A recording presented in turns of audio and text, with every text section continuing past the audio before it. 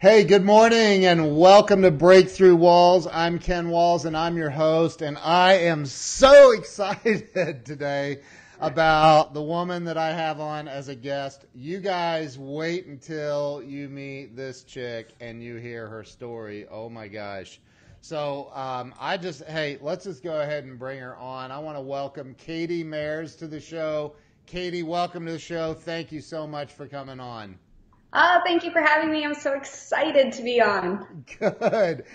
So Katie, I've had the privilege of having in-depth conversation with you, my wife and I think you are you may be one of the best kept secrets on planet Earth, and we're going to change that. Oh my gosh, I'm going to start to blush here. Wow, thank you. Well, you're incredible, and I'm so grateful to have you on. So. Thank you. I've seen all kinds of people are already sharing this out. Thank you very, very much. I appreciate it.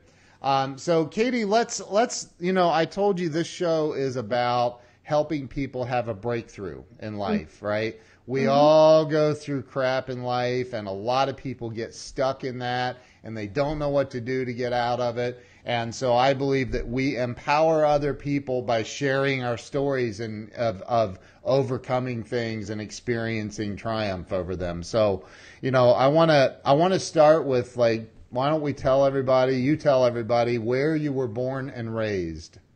I was born in Mississauga, Ontario, so in Toronto, the GTA area in Canada. So raised out there in the little suburbs and then moved out to the big city. The big city of Toronto. Yes. Okay. And that was you're only 21, right? I wish. I am not. I'm not going to ask your age. I will take that. I'm not going to reveal my beauty secrets. No, but hey, you look so youthful. You did tell me at 9:30 we were texting last night, and you're like, "I'm going to bed now to get my beauty sleep." And I did say that. I'm like, who can go to sleep at 9:30? I feel like I was missing so much. Oh no. Yeah, this girl over here definitely needed sleep. I have 3 kids and they keep me busy. And with the 3 of them, there's always someone up at night. So if I don't try to get in a few extra Z's, then I'll never get any. That is my wife, 100%. Because every single night our daughter says, in the middle, and I never hear her, by the way, but every night our daughter's like, "Mommy." Yeah, I know that feeling. Yeah. Oh, all too well. So Katie, you were born and raised in what's the name of it? Mississauga. Mississauga. Yeah. Okay. Is that near Toronto or? It is. It's about 20 minutes west of Toronto. Okay. Yeah. Okay. So it's close. It's close. So you were raised in Mississauga. You got it. Okay, Mississauga. And you so what was is that where you went to school and high school and all of that? Yeah, I went to elementary school out there, and I also went to high school. Luckily, my high school was right across the street from a mall, so that was always great for me because I have a fascination with shoes, and so that was also awesome growing up. But yeah, so it was out in Mississauga, and then I went to Sheridan College for university, and there took, a bunch of courses. At 18 years old, I had no idea what I wanted to do. So I hopped from degree to degree and finally settled in on actually merchandising and creative and photography and Wow. and yeah, complete opposite of kind of what I'm doing today and even my journey. And then went back to school once I had my kids, and I got my master's in adult training and development. So that was at Schulich School of Business. So that's kind of my journey. Master's degree. Holy moly. All by the age of 21 with 3 kids. That's right? incredible. 3 kids, age of 21, a master's degree. Whew. I'm telling you. So, what was it like? Is that like a country part, like out in the country kinda, or is it still suburbs? It's suburbs of Toronto. Yeah, it's a suburb. So there's, the hustle and bustle. It's still relatively busy. It's definitely not, it's not too north of the city, so it's definitely still got some action. Yeah. Okay. So, along the way, like high school and getting into college, or I guess university, you call it. Well, we call it a university too, but I know there's something different though Yes. in Canada. So college is more like practical hands-on, and university is more of the didactic, very like, if you want to become a doctor, if you want to become a lawyer, you go to university. If you want to have a master's in anything, you go to university. If you want to be creative, you go to college. So like Anthony Santangelo is on. I love Anthony. He's Such a great guy. I love him. Brian Hess. We have a lot of great people on. So, okay. So you went to college. You graduated from college, university. Sorry. Mm-hmm. That's all good. And then what transpired next? What happened after that? I have a really colorful journey. So I went after college. I went into retail. So when I say I have an obsession with shoes, I truly do. I own about 376 pairs. Nuts! I know. You said about 376. So I have an obsession with shoes. I worked for a shoe company, the largest in Canada, and I held every position you could imagine, from greeter to stock, right up to the head office, running departments, sales, and I actually created the merchandising department. So the stores that they are today, I've actually designed the stores with the teams there, and so that was my first sort of 8 years in the career, in my career path. From there, I went over to actually specialty medical. And in specialty medical, designed an online educational platform, very first in Canada for the dental industry. And in the dental industry, wrote over 50 hours of courses and rolled that out, which is actually now online and people can buy and purchase in. And so it's really, really cool. Left there and went to another dental corp, which was about 8 practices, and we grew it to 26 within the year I was there. And so what I did there as managing director of operations, I built pretty much the platform they sit on for growth today. And about a year into that, I flopped again, and I did some job hopping, and I was COO of a dental consulting company. And along that way, I started to find a love for speaking and teaching, and that's when I went back to school and decided to get my master's. And then about 2 years ago, I went into business for myself, and I've never looked back. And I'm heavily into automotive and the woman's perspective, and that all happened because I purchased a car. Oh, really?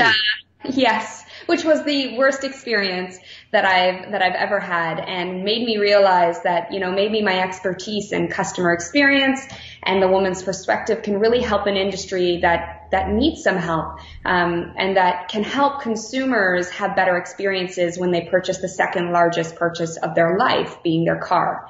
So that's kind of a Coles Notes version of my career journey. Oh my gosh. People are really reacting to the 376 pairs of shoes, by the way. Oh, and when I was in Vegas at the Rockstar Auto Conference, I bought 2 more, so I added to my collection. Jeez. Do you own any Louboutins? I do. They're my favorite. That was a rhetorical question. I just had a feeling. Yeah. So, wow. Okay, well, that's it. That's a wrap. Thanks for being on the show. I'm kidding. So, okay, so let's back up, because I like, you're making it all sound so simple and easy, like there were no challenges, like just Anthony just said, and you bought a purse too. I did. Oh, you told my secret. Oh my God, the whole world knows, Anthony. Way to go, Anthony. Way to go. That's okay. My husband did find out, and he's like, how much? The $1 million purse? I know it's not quite $1 million, but. Oh, geez. Yes. So, along the way, let's talk about, like, between, I mean, did you ever, like, do anything? Did you ever get in any trouble? Like anything crazy that people are like, what? Katie did Oh my God, I'm that? so boring. No, I am so boring. I never really got in trouble. I never really ever got grounded. I didn't have my first drink till I was 21. And I mean, there's a story behind that, but yeah, I didn't really party and go out on the town until I was in my early 20s, which Really? was like last year, right? So like I Right. didn't start Yeah. doing anything fun until about a year ago. And all of a sudden you have 3 kids as a Right? result. So it's Exactly. like, No, but I was actually a pretty boring kid growing up. I had a yeah. lot to focus on at home, and so there wasn't a lot of time to be your average kid or teenager. I really don't think I had much of a childhood growing up, and so I was boring. So my parents were blessed in that sense. That you were just a boring kid. Did you excel academically as a kid? I did, yeah. So I mean, I graduated with, I don't know the GPA average that you use in the U.S., but above 90s. I had above 90s, all across. Wow. Yeah. So, somebody just said, no trouble. That's it. I'm turning this off. Oh, So no. people love the dirt. They love the dirt. Uh, So, I mean, so you went through school, you went to university, then you went back and got a master's degree, and you got your master's degree before you ventured into the workplace. no, I got it Oh, while I was working. So while oh. with kids and while I was working, yeah. So what is it that what is it about you and what you teach that makes you different? Like, you know what I mean? Like, Yeah, I hear you. Different. I don't know. And maybe it's just, the person that I am. I don't see myself as being different or unique. I just see myself going out every day doing what I think is best, what I can put forward to the world to help other people be better. But what I think makes me and maybe my story a little bit unique is the fact that I didn't have the Louboutins growing up. I didn't have the ability to party and have fun and have some dirt to share with you, but yeah. I did have a real hard, upbringing. Both my parents are addicts, and so it was there's 3 of us. I have my sister and my brother, and so I pretty much raised them. And so growing up, there was no time. I started working at the age of 7 because my parents stopped paying for shampoo, conditioner, all throughout high school. I had to fend for myself. I had to make enough money. So, I mean, I was managing retail stores while I was in high school. Wow. And this was all to be able to kind of live day to day and be able to take care of my brother and sister and make sure that I could protect them so they could have a childhood, because really I didn't have one and I didn't want that to happen to them. So my days and nights were not your typical teenage days and nights. And so I think what makes me unique or different is the fact that even though you see me on screen right now, and let me tell you, I am living a blessed life, and I am so grateful for everything I have today. And none of that would have come without the challenges that I've had. And I think that everybody has a story. And because of my story, I think I understand that.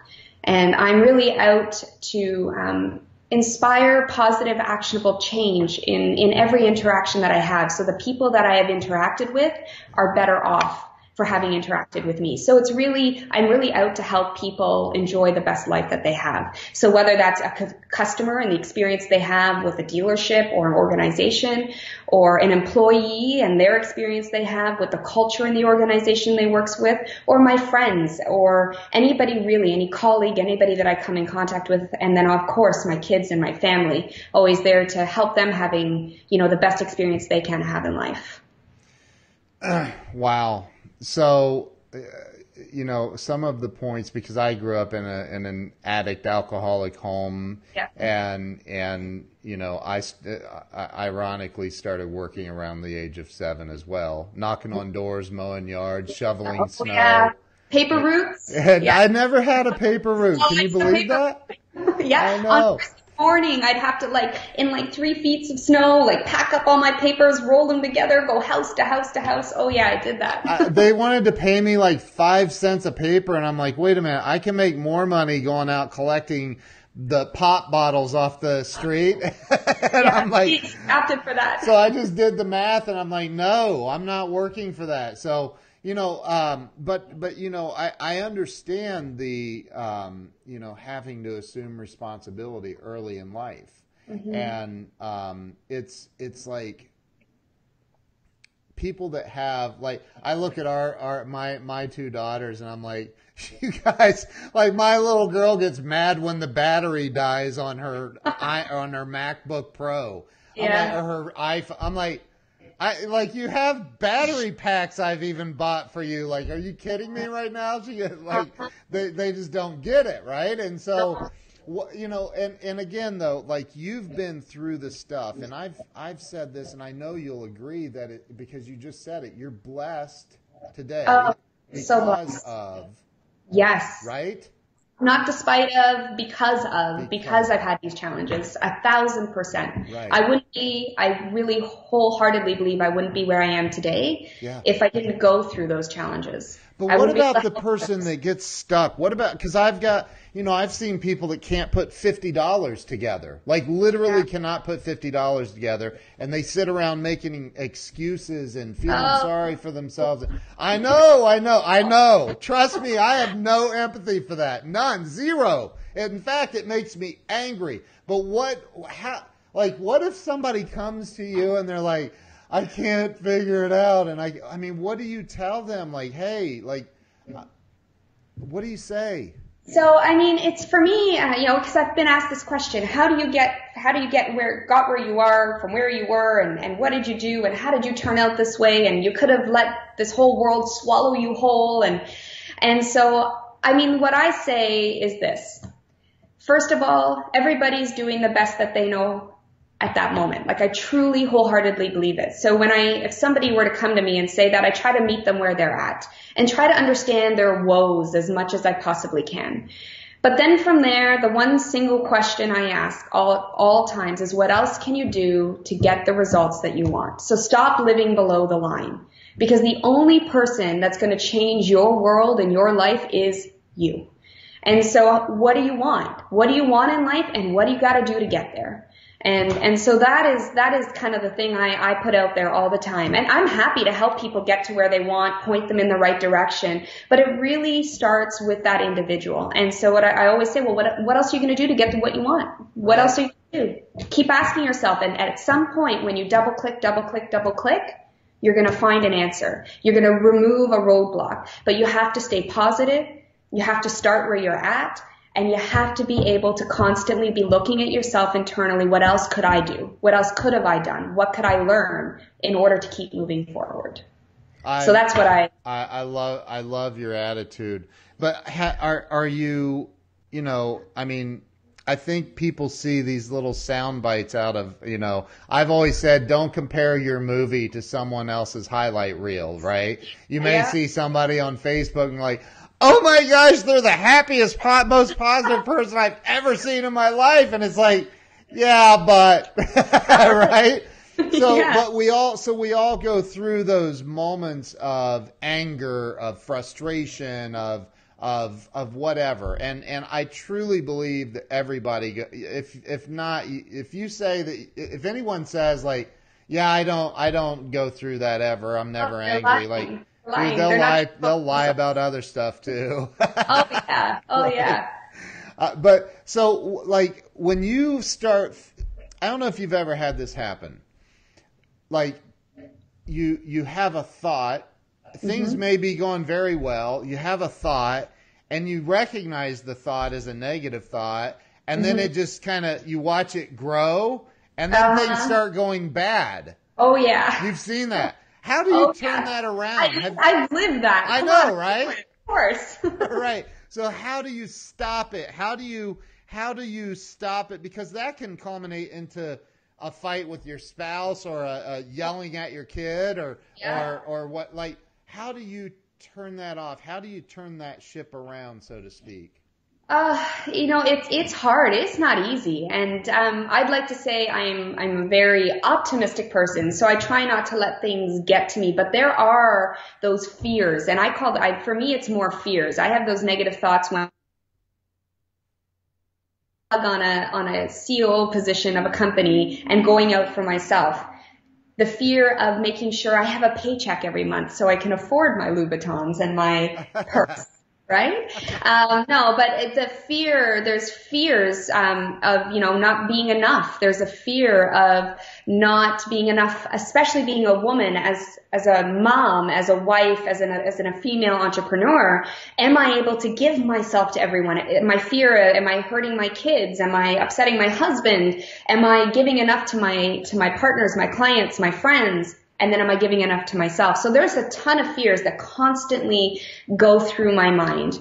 The thing that gets me through is meditation, is taking a moment to breathe and be present.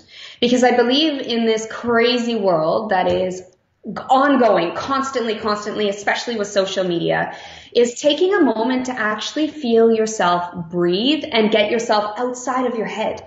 Because that's where fear cultivates. It's within you. And so if you can just, be present. I mean, if everybody who's on the show right now took a minute and actually inhaled and exhaled, like really think about the last time you felt yourself breathe. Probably not for weeks because we're on autopilot.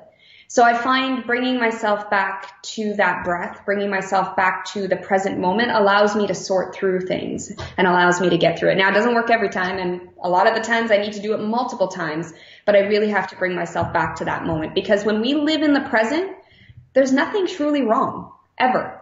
Because every single moment is fantastic.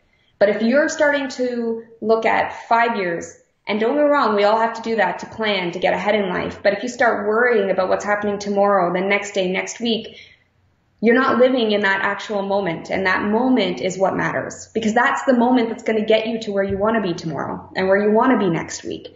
And so I try to bring myself back to present as much as possible. I don't know if you're familiar with Eckhart Tolle, the author. I'm sure you are. Power of Now. Yeah. Power of Now. I've read a lot of his books. And so I have, sticky notes on my bathroom mirrors, and it says, what's your relationship with the present moment? So every time I go into the bathroom, I'm reminded to breathe. I'm reminded to feel all my muscles moving and to be present, because when you're present, there's nothing wrong. And that helps me get rid of my fear. I absolutely love that. You don't know this, I don't think, but I've meditated every single morning of my life for the last 15 years. That's amazing. I wish I could say every morning. That's the consistency is what I'm trying to work on. Yeah. But yes, that's amazing. I've found that when I don't meditate, things go astray. Right? And Wayne Dyer, Dr. Wayne Dyer is one of my favorite authors, if not my favorite author. And he talks about Deepak Chopra being his mentor. And okay. He would call Deepak and say, "Oh my gosh, this is going wrong and this is going wrong," and Deepak would just say, "Wayne, meditate." And he'd say, "Yeah, but you don't understand. She said this and he did that and blah blah blah." He'd say, "Wayne, meditate," and hang up on him. Well, there you go. Right? So yeah. It's all the answers to what trouble us it's inside, right? It is. It really is, and it helps you work through it. Yeah, I love that. So you had a bad car buying experience. Terrible. It amazes me though that you can, like, in today's world, if you and I went out and went to a mall today and we stopped at 100 stores in that mall, yeah, that maybe 85 of them were going to have a bad experience. Yeah. Customer experience. Maybe not that high. Maybe I'm being mean. No, you're not. I would say that's about right. I mean, there was a study done by Bain & Company where they interviewed 365 C-suite level executives and asked, do you give a great experience? And they said 80% of them said yes. But what they didn't know is they surveyed 3,000 of their customers. And their customers came back with this question. They asked, do you feel you receive excellent service, superior service? And only 8% of them said yes. Wow. Only 8. So there's a huge disconnect, the organizations thinking they're giving this amazing experience and the customers who actually feel they're receiving it. And so it doesn't surprise me 85% being a not so great experience. That's just about right. I don't know. Have you read the book? I'm sure. I would bet almost everything I have that you've read this book. It's oh my gosh, Tony Hsieh's book, the founder of Zappos. Yes. Delivering Happiness. Yes. I have. Yes. OMG. Amazing. Right? And it starts within, the culture, the people, Yes. how happy you make your employees, and then how you deliver out. But what I love about the experience that Zappos provides, it's not about what they think is a great experience. They uncover what the customer wants as an experience, and they meet their expectations. Yeah. So if you uncover what their expectations are and you meet them, you're going to win every time. But if you go out not caring about, what it is the customer needs, and you only, care about what you think they need, then you're going to miss the boat every time. I 1000% agree. And one of the stories in that book that Tony Hsieh talks about, if you remember, he says, that they literally have had people call their customer service line and ask them to order a pizza for them. Yeah. And they do it. Of course. They do. They'll say, hey, can you tell me where a pizza place is nearby where I live? And they'll go, sure. Yeah. And they Google it and they go, would you like me to call them and order you a pizza? At Zappos. Yes. Like they're not a pizza joint. No. They sell shoes. Shoes. Right. Of course. Oh, of course you've read the book. What the heck was I thinking? So, it's that people don't get though. Like companies, business owners, entrepreneurs do not understand the power of that. They think, oh, if I add, because what's her name, Jen, she was the chief happiness officer with Zappos. Yeah. And I don't know her name. I don't remember her name. But Lim. Yeah. I've emailed with her, as a matter of fact. Oh, sweet. And I think it was Lisa Copeland that introduced me. But so, they literally created an environment where it doesn't matter what if it comes down to a Zappos employee, their opinion or the customer's opinion, the Zappos employee is out. Oh yeah, You're out. It's all about the customer. It's about the customer. Which is the way it should be, especially with the way we're going in the world. I mean, the only thing that's really differentiating any organization from another is the experience you provide your people and your customers. Because let's face it, we can all go online. We can order anything we want from online. We can price shop, quality shop, product shop. We can compare. We can do everything from our kitchen table. Yeah. But people still choose to go into the brick and mortar store, especially with automotive. They still want to go in and touch and feel and be part of an experience. Yeah. But the thing is now they're going in knowing exactly what they want. Yes. What they want, how much they're willing to pay for it. The only thing that any sales associate ever needs to do now is create a relationship and deliver on their expectations. Right. And so one of the number one excuses I get when I work with organizations is, well, there's not enough time to call the pizza place or to tell them what the weather is or to create a relationship and spend a little bit more time building deeper relationships and understanding who they are. But I turn around and say to them, that's the only thing you have to do now. Right. That's it. Right. So you have to be a really nice person and genuinely care about the person standing in front of you. Right.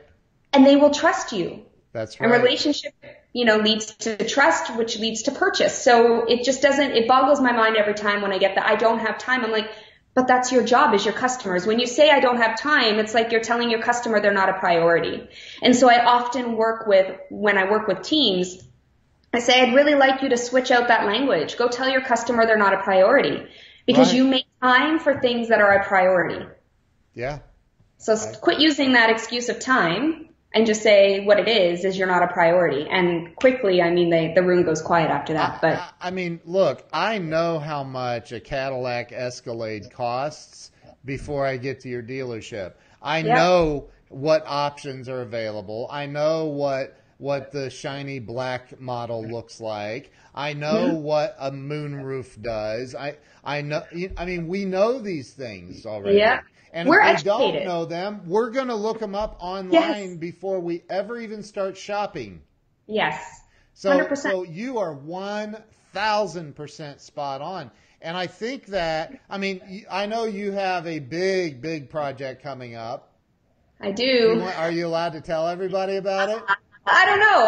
I guess I can share a little. And I'm assuming you're talking about my celebrity Are project. you Yeah. allowed to or no? Well, I can share a little. I get to work with, one of the world's, best organizations, and I get to be with them and creating and improving the guest experience on board these ships and really revolutionize what cruising is. And it's a true honor. I'm actually flying out tomorrow to France to board the newest ship, the Edge, and do the transatlantic with the crew and be able to train them and be able to provide that experience that people deserve. Yes. Grandparents right now are on one of the ships, on one of Celebrity's ships. And I got an email from them and they said, I have never once felt so, and these guys cruise, I'm talking 50 cruises with Princess, and now they're switched over to, and they're going to try Celebrity. He said, I have never been called by my name so many times. I feel so respected. My needs are being met. And it's amazing. And so I'm really excited to be able to bring that to, every traveler. This is another big industry like automotive where you spend $10, $20, $30,000 to take away your family for a vacation. Yeah. You deserve to have an experience that you want to have. So to be part of that is quite a blessing for me, and I'm really excited. That's so awesome. And I think, again, even if it's not $10, $20, $30,000, right? If I called Celebrity and they said, yeah, bring your whole family and it's $600, which I know that wouldn't happen, yes. right? But if it did happen, they set the price. My expectations are still treat me right. Yes, right? and they will. They will. Yeah, they're great organization. And I think that, that's what we're talking about is there's not a whole lot that differentiates companies anymore. There's just not. It's your people and the experience. That's it. Right. It's the only thing. Right. There's nothing else. Product's the same. It'd take a lot to, revolutionize something or to do something new, and then within a few weeks somebody's copied you. So really there's not enough, originality out there right now. Right. All that you can do is be the best people, have the best people, and provide the best experience. Yep. That's the only thing that's going to set you apart. There's a company, and I'm not going to mention their names, but there's a company I recently dealt with for moving some furniture, and the guy that was the foreman of the work crew was a complete butthead. Like he was, rude. And I'm not like, I just try to, all right, like maybe he's having a bad day, whatever. But like a customer that is spending money with a company should never have to think maybe he's having a bad day or she's having a bad day. No, that should be their job. Right. Ours. And they keep asking me to give them get online and leave them a review, and I'm like, no, because I'm telling you, y'all don't want me to leave that review. Like, it won't be good, and I don't want to leave a bad review. I'm just not like that, so I'm not going to do it. Like, I just keep deleting their emails. But when you have one customer like me out here that's upset about that and an experience they had, what do you tell your clients, or what can you do to again turn the ship around, to get it going in the right direction? If you have a business that and you do this, like you do it, right? You're a consultant, so you go in and you go, yeah, hey, 80% of your customers actually hate you, right? So yeah, what? Much, yes. But they keep coming back. Yes, but trust me, they are looking elsewhere for other solutions besides you. So what do you do to help a company turn it around? Where do you start?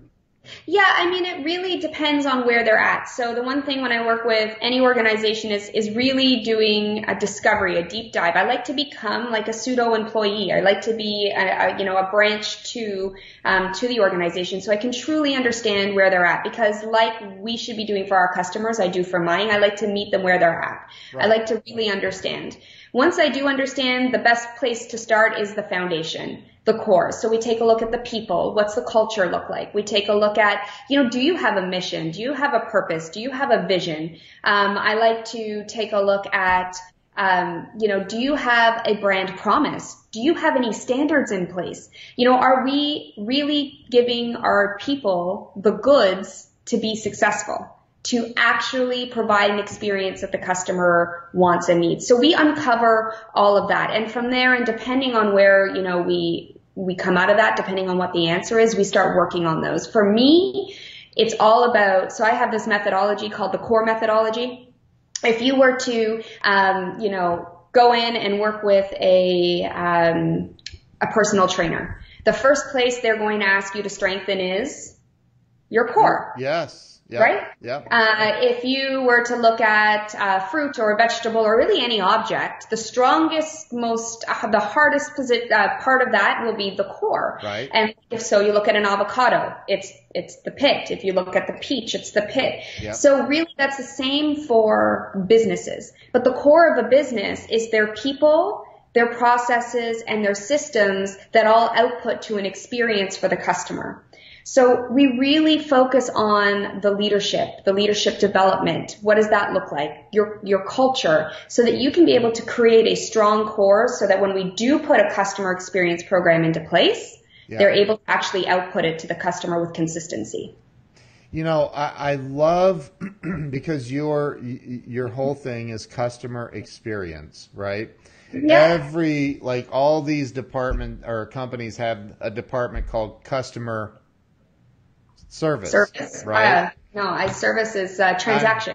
An experience is an interaction. I want to move these organizations from transaction to interaction. Love it. Service is here is my service. Please give me your money. Yes. That is an exchange. Yeah. An experience is something that ignites senses. I talk a lot about in my keynotes about falling in love with a brand. And when a person shops, the same hormones, dopamine, serotonin, oxytocin, those hormones that are released when you're falling in love with a human, with the butterflies in your stomach, the sweaty palms, the nervousness, the excitement, that is the exact same feelings, bodily reaction, and hormones that are happening when people shop. So it is up to us to deliver an experience that ignites the senses, that releases the dopamine, that releases the serotonin, and especially oxytocin, because that's the bonding hormone. Yeah. You want to get into a place where you're bonding with your customer and creating a relationship, because then you'll have their trust. And when you have their trust, you have their loyalty. Wow. So service is, I don't use service. Service is not in my vocabulary, because you go to a fast food, and not even all of them are like this, but here's my money, here's your hamburger. I mean, Chick-fil-A does an amazing job at creating an experience, but they're, one in a million. So James Springer, who's been on the show, by the way, just said that's the best explanation of the difference between customer service and customer experience I've heard. So, yay! Go, Katie! So, and Jill said the same thing. Great clarification on the difference. Jill's on here, by the way. Awesome. Hey, Jill. Katie loves Jill. So, everybody loves Jill.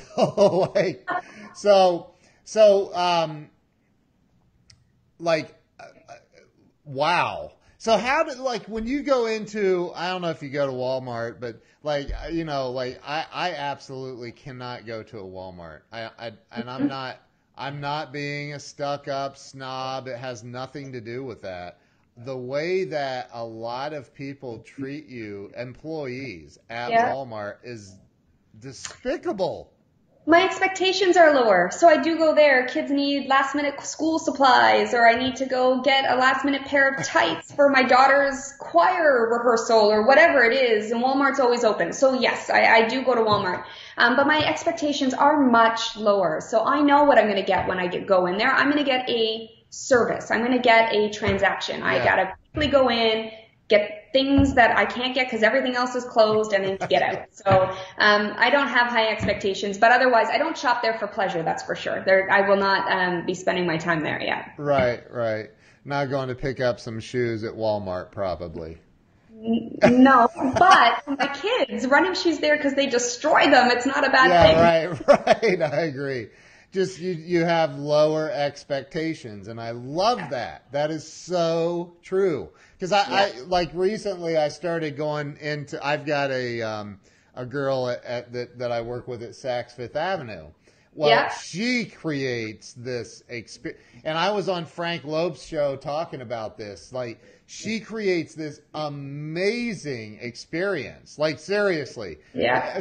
Like, she asked me if I wanted a cup of coffee or wine. I don't drink, but wine or anything like that. And Jill was there with me. We were looking for some clothes for a trip I was going on, and it was just the most amazing experience I've ever had. Ever.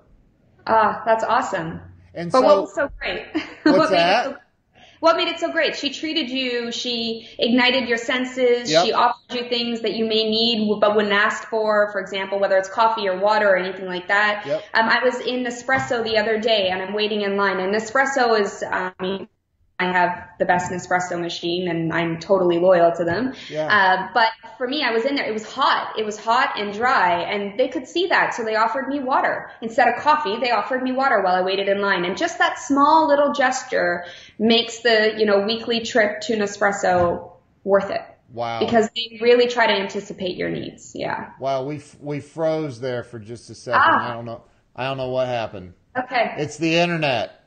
They're not providing a very good experience. Technology is great until it doesn't work, right? So let's look it up. It totally ruins the customer experience, internet people. It does. So yeah, and I have an Nespresso as well. I've never been. They have a store? They have stores. Yeah. I did not know that. And you can go try all their coffee. They make you coffee, espressos, cappuccinos. Like it's fantastic. Yeah, it's a great experience. Wow. I did not know that. Like, we got to find an espresso store here. We have an espresso machine. So where is it that you think, and normally this is about people individually, but let's focus a little bit more on companies. Where is it that you think people or companies, people get stuck? What is the number one thing that's holding companies back? Sears, for example, they're going under, they're gone or whatever. Toys R Us, I think, is being saved by some investments, but like they're bankrupt, and all these ginormous retail brick and mortar stores are going under because Amazon, for example, I can't say her name or she'll perk up and start, but the Amazon thing, I have them everywhere, right? And I've had a couple of them go bad that were maybe 2 years old or something, and you call them and say, hey, this thing went bad. No problem. We'll ship you out a new one. We'll send you a return label and another box to pop it in and blah, blah, blah, blah, blah, blah, blah. Any problem I've ever had with anything with Amazon, boom, they just handle it, right? You do that with a lot of brick and mortar stores, and that's not the response. So, I think when it comes to brick and mortar, I think they get their panties in a knot. I feel like they're all bunched up because they're trying to do what everybody else is doing. They're trying to be the Amazons of the world. And sure, would it be great that we all were? 100%. Yeah. But then there would be the conglomerate that Amazon is. I feel that a lot of brick and mortar, a lot of organizations, regardless of the service they provide or regardless of what it is they do or they sell, they forget about the basics. They forget about the basics, and they get so wrapped up in, and don't get me wrong, technology is important. That's the way of the world right now. AI is coming, and it will be coming for a really long time. But it's been here for a really long time. Right. There's all of these technology pieces that are overwhelming organizations, and they're forgetting that they have people in their companies and they're serving people.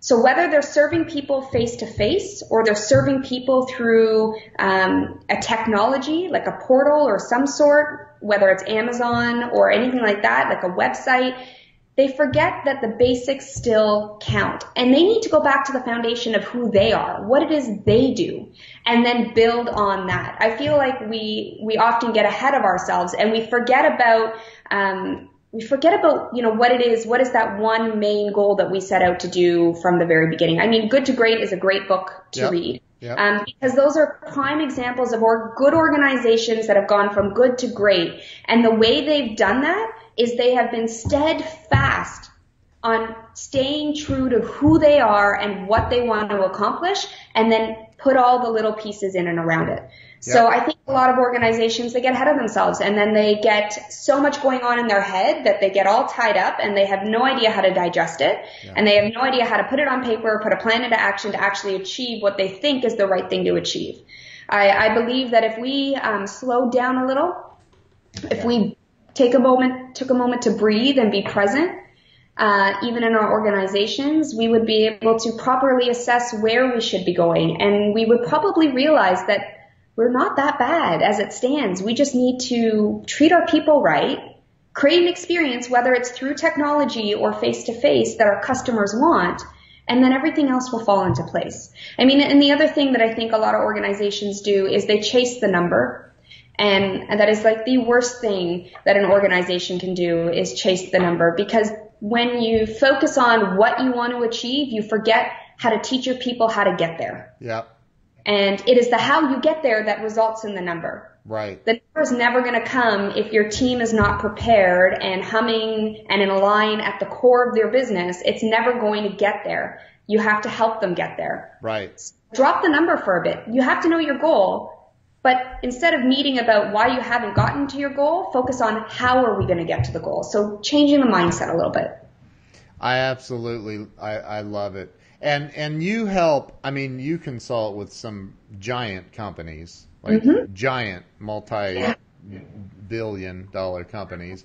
But what about the little guy? What about the solopreneur, or the, they maybe have just a couple of employees or something.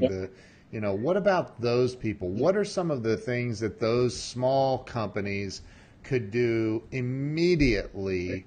And by the way, I was also, because you mentioned Good to Great, which is a great book. I still will go back to the Tony Hsieh book, Delivering Happiness. It's a life-changing book. Yeah, it's a life. Sure. It literally will. If you're asleep at the wheel of your company right now and you read that book, it will wake you up. It will. Unless you're just a moron and you shouldn't be in business. Well, there may be that. There may be that. You said that. I mean, there are people out there that should not be in business. But so you went the shock value. But yes. So what is something that the little guy can do? Because again, a smaller company can't afford to employ somebody like you, probably, right? So what can they do to really make a difference? Oh, I mean, read. I mean, take time to develop yourself. If you lead a company, you want to be able to read and get ideas. But that's just only one half. We have to go from process to practice. So when you are reading and you're gaining these ideas, you also need to make an action plan, and you need to be able to get out there and actually make things start to happen. But in small organizations, I actually think they have the best opportunity to be disruptors, because they are the ones that have time to focus on their people. They have time to focus on the experience, and a little company can be known for an experience more so than a big company. And what's really cool is that you can make a few mistakes along the way and you're not going to be in the headlines. So you can dare to be different. You can dare to try different things and to be out there, because you're not going to be plastered all over online, and you're going to be able to tweak and move along the way. But my biggest advice would be to read. Yeah. See what companies are doing. Secret shop. I mean, I read this one article by Bridget Brennan, and she is an awesome, really the starting founder of being able to understand women and why she buys, and she's phenomenal. But one article she read is she had advice from one of her bosses way back in the day, is that you'll never learn anything new by sitting at your desk. So for leaders out in small organizations, get on the floor. Get on the floor, be with your employees, be with your customers, see what the experience is like, go to competitors, go outside of your industry and learn as much as you can, because the only way you're going to get ahead is if you break your mold and you expand your knowledge. So that would be kind of the advice I would give. Wow. I just had somebody ask James Springer, who owns it. He owns a company. Said, "Does Katie have a digital product available that's affordable for smaller companies?" And so I'm working on it actually right now. So right. I will have that. Stay tuned. I will have that soon. Yeah, it'll be out soon. So, Katie, and we're gonna wrap this up. But I number one, thank you. Like, holy crap, you've brought so much value to this show. It's incredible. But like, how can everybody follow you? Yeah, so Instagram, I'm Katie Mares at Katie Mares, Twitter at Katie_Mares1, LinkedIn, it's Katie Mares, and Facebook, it's Katie Mares or Katie Mares Consulting, whatever page it is you want to kind of connect with me on. But honestly, feel free, direct message me. I really did mean what I said, is I'm out here to help people be better. I want people to be able to know more so they can do more in life and prosper. So if you have any questions about people experiences, so your employees, your customers, your family, if you have any questions about how you need to break down or break through walls and remove obstacles, I mean, I don't know it all, but I can share what I do know, and I'm happy to do it. So direct message me, reach out to me, email me. My email is katie@katiemares.com, and let me know how I can help you. You are going to be inundated with some emails, I have a feeling. That is okay. That is some okay. friend requests on Facebook, and Katie, your spirit. Jill and I met with you for quite a while the other day, and your spirit and energy is just absolutely contagious and amazing. So thank you. We're both so very grateful to call you a friend, and we're working on some things together here soon. So, listen, everybody follow Katie, and Katie, what is one I always ask every guest this, and I'm going to ask you this. This kind of plays off of something I asked you earlier, but for the person that maybe they're just stuck. They've got the electrics being shut off tomorrow. Their car was repossessed already the other day. They're headed to divorce, or they're whatever. Everything in life or their business is just falling apart, and they happen to get a hold of you. And I know how busy you are, but maybe they get you and they tell you their story, and they're like, "I'm stuck. I just don't know how to get unstuck. What do I do?" What's the first thing you're going to say to them?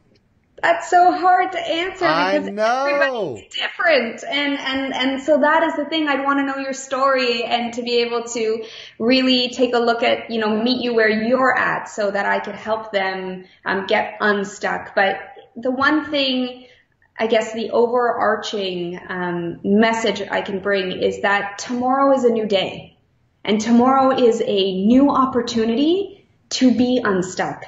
And you really need to ask yourself this question: what it is that I want, and what else can I do to get what I want?